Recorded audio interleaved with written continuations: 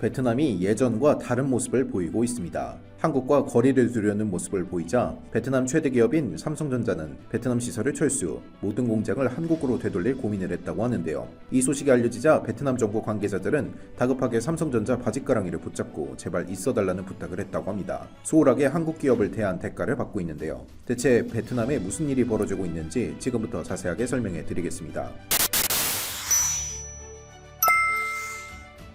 무더운 작년 여름, 코로나로 인해 많은 이들이 움직이지 못하는 최악의 상황이었습니다. 특히 삼성전자 베트남 공장에서 일하는 직원들은 무더위에 코로나까지 겹쳐 자칫 잘못하면 공장 가동이 멈출 수 있었던 상황이죠. 그런데 이때 베트남 정부에서 특단의 조치를 내립니다. 삼성전자와 애플 협력업체 공장이 있는 베트남 북부 박민성과 박장성 내 공장 근로자들의 귀가를 막은 것입니다. 한국인이라면 상상도 하기 힘든 이 조치에 많은 베트남인들은 정부의 갑작스러운 행동에 당황하지 않을 수 없었다고 하죠. 코로나로 인해 공장이 멈추기라도 하면 그 즉시 베트남 경제가 마비가 오기 때문에 내린 결정. 베트남 근무자들은 묵묵하게 정부의 결정을 받아들여 근무지를 벗어나지 않았습니다. 베트남 정부의 행동에 해외 언론사인 블룸버그는 이해할 수 없는 처사라며 이들의 실태를 고발했지만 베트남 정부 입장에서는 어쩔 수 없는 선택이었습니다. 특히 삼성전자의 눈치를 살피고 있는 베트남 정부 입장에선 코로나로 인한 폐쇄가 발생하면 먹고 살 길이 없어지는 것이기에 극단적인 방법을 동원해서라도 감염을 막아야 했죠. 삼성전자가 베트남에게 있어 얼마만큼 중요한지 알 수 있는 사례입니다. 실제로 삼성전자는 2021년 기준 베트남 GDP의 25%에 달하는 매출을 기록, 다른 기업들과는 압도적으로 차이가 나는 성과를 거두었죠. 베트남에서 670억 달러, 하나로 74조 원에 달하는 매출을 기록, 이익만 따져봤을 때 하나로 약 4조에 달하는 액수를 벌어들였죠. 베트남 전체 GDP가 2021년 기준 한화로 약 301조인데 거의 4분의 1이 삼성전자에서 나온다고 볼 수 있습니다. 현재 삼성전자는 베트남의 박린 생산법인, 타이응우엔 생산법인, 호찌민 가전복합단지, 삼성 디스플레이 베트남 법인 등 4개의 법인을 두고 있는데요. 그 중에서 상당한 비중을 차지하는 것이 바로 스마트폰을 담당하는 SEVT가 이익의 상당 부분을 견인했습니다. 하나로 약 29조에 달하는 이익을 거두었고 이익만 따져봤을 때 2조에 달하는 성과를 이뤄냈죠. 당연히 베트남에선 삼성전자가 매우 중요한 고객이면서 나라 경제를 지탱하는 거대한 기둥이라고 볼 수 있습니다. 총리가 직접 삼성전자를 찾아와 제발 살려달라고 할 정도로 삼성전자가 베트남에 차지하는 위상은 남다릅니다. 끈끈하게 관계를 유지하는 모습을 보인 삼성과 베트남. 그러나 그 둘의 밀월 관계에서 최근 균열이 발생하고 있습니다. 바로 베트남이 보인 탈한국 움직임 때문인데요. 작년부터 시작된 미세한 균열은 점점 큰 파장을 불러일으켰습니다.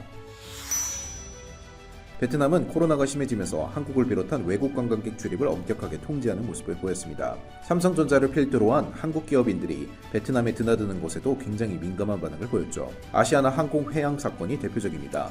하노이 공항으로 향했던 아시아나 항공 여객기가 베트남의 갑작스러운 출입 거부로 인해 원래 목적지였던 하노이가 아닌 꽝린성 번동 공항에 도착한 곳입니다. 심지어 베트남은 이제부터 아시아나 항공을 통해 하노이로 오는 여객기는 번동 공항으로 갈 것을 일방적으로 지시, 사전에 공식 통보도 없이 무례한 행동을 저질렀습니다. 이것만 아니라 코로나 시기 베트남 정부가 보인 기묘한 행동은 한국 기업들의 베트남 투자를 꺼리게 만들었죠. 베트남은 4차 코로나 유행이 한창이던 지난 6월 백신 조달이 여의치 않자 한국을 비롯한 외국 기업에게 손을 내밀었습니다. 노골적으로 자국 백신 구매비를 기업들이 내달라는 태도에 기존의 좋은 관계를 유지하던 한국 기업들은 갑작스러운 베트남 정부의 불통에 당황하지 않을 수 없었다고 합니다. 이런 적이 처음이었기 때문이었죠. 10년 이상 베트남에서 교육하던 이들도 베트남의 일방적인 행동에 놀라며 한국에게 항상 따뜻했던 베트남의 돌변에 충격을 받았다고 말했죠.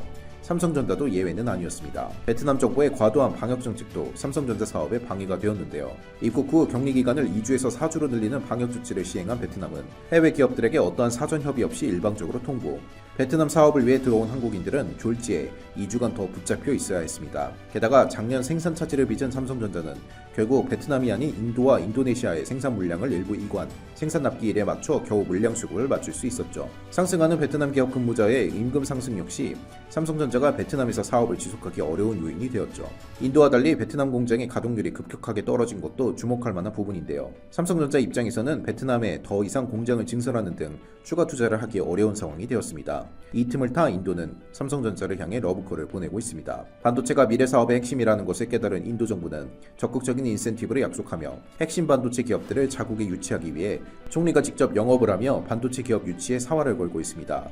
그 결과로 대만 TSMC는 인도 뉴델리에 75억 달러, 약 8조 원 규모의 반도체 공장 투자를 놓고 인도와 협상을 하고 있습니다. 삼성전자는 인도로 이전할지 고민이 깊어졌다고 하는데요. 삼성전자가 고려하고 있는 또 하나의 방법은 바로 시설을 한국에 지어 한국인들을 채용하는 방법이라고 하죠. 최근 삼성전자는 평택에 추가 공장을 짓기로 결정. 기존 시설보다 엄청난 규모를 자랑하는 반도체 공장을 짓고 있습니다. 기존 평택 공장보다 1.75배 큰 규모로 클린룸 규모는 축구장 면적 25개 크기로 현존하는 단일 반도체 라인 중 세계 최대 규모라고 하죠. 완공 시기에 맞춰 채용 인원을 늘리기 위해 인력 충원 계획을 발표했습니다. 코로나로 인해 인건비 상승 압력이 거세지면서 그동안 싼 인력을 고용할 수 있었던 베트남 시장이 더 이상 매력적이지 않고 가동률 저하 위험도 겪어야 하기에 한국으로의 복귀 카드를 삼성전자는 심각하게 고려한 것이죠. 과거 미국 테일러시 공장이 결정되기 전 삼성전자는 한국 부지도 물색하고 있으며 적절한 도움을 받지 않을 경우 한국에 추가 공장을 짓겠다는 발언을 했기에 베트남 공장 철수는 허언은 아니라고 할 수 있습니다.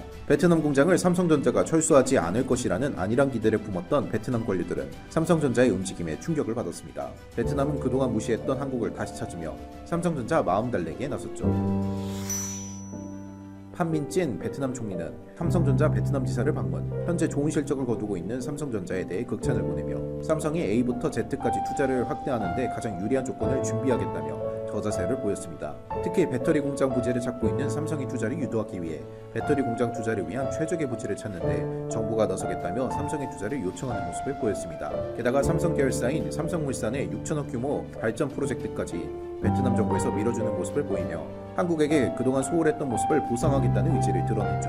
호치민 동남쪽 23km 거리에 위치한 엉게어 화력발전 프로젝트에 삼성물산이 참여, 가스터빈과 스팀터빈을 비롯해 각종 변전소와 송전선로를 건설할 계획이라는 내용이 언론 보도를 통해 나왔습니다. 그동안 삼성전자가 베트남에 있던 것을 당연하게 여기던 이들이 삼성전자의 이전 움직임에 화들짝 놀라 삼성을 챙기려고 하는 것이죠. 베트남을 배제한 미래 전략을 생각하던 삼성은 베트남이 다시 삼성을 챙겨주자 베트남에 남는 것이 이득인지 혹은 한국으로 돌아가는 것이 더 나은지 계산 중이라고 하는데요. 과연 삼성은 어느 선택을 하게 될까요? 총리도 긴장하게 만드는 삼성전자의 위험에 박수를 보내며 앞으로 베트남이 한국을 배신하는 일이 없기를 기원하겠습니다. 시청해주셔서 감사합니다.